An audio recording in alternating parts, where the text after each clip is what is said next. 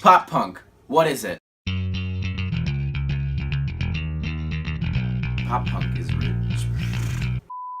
Pop punk is a subgenre of a punk that consists of pop styles with punk ideas and recording techniques. But to really know what pop punk is, I'll give you a really quick rundown as to what real punk rock is. In 1958, a guy named Link Wray released a song called Rumble. You probably know it because of these 3 chords,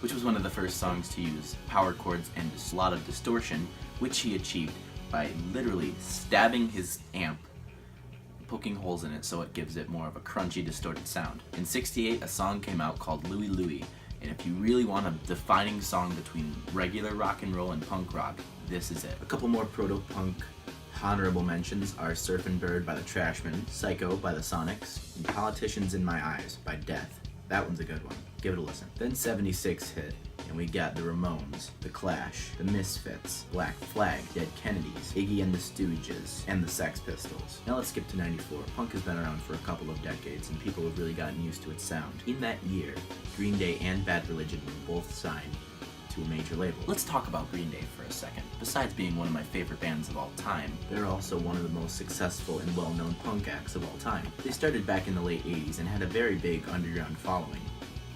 Wait a minute, that sounds familiar. You know who else started in the late 80s and had a very big underground following? As per the norm in this show, Ween.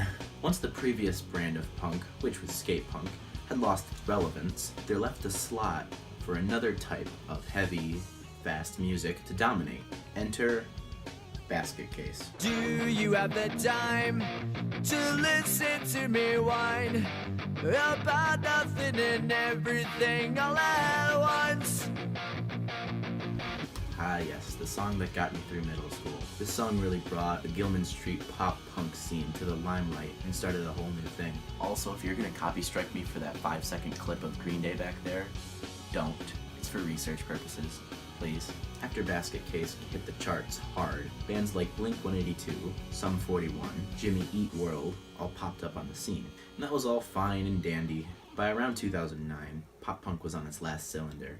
It'd become really more pop than punk, and it was really showing. Kind of similar as to how Imagine Dragons and 21 Pilots are becoming more, again, pop than rock. On their way out, they did not leave anyone to fill their place, though. Bands like Panic! At the Disco, Fall Out Boy, and My Chemical Romance were all bands that kind of came after the pop punk scene. And then pop punk really even started the whole emo punk and stuff like that. Sadly, this beauty was done. However, it is still somewhat around today. Blink-182 released their new album California, making it the 7 billionth album named California. Sum 41 released their new album 13 Voices in 2016. And Green Day is still on tour, released Revolution Radio and God's Favorite Band. Coming, by the way, that's coming from an inside joke that Trey said. He said something like, "It's been spotless out every day that we've played," and he said, "God wants to see his favorite band play," and it was born. Thank you.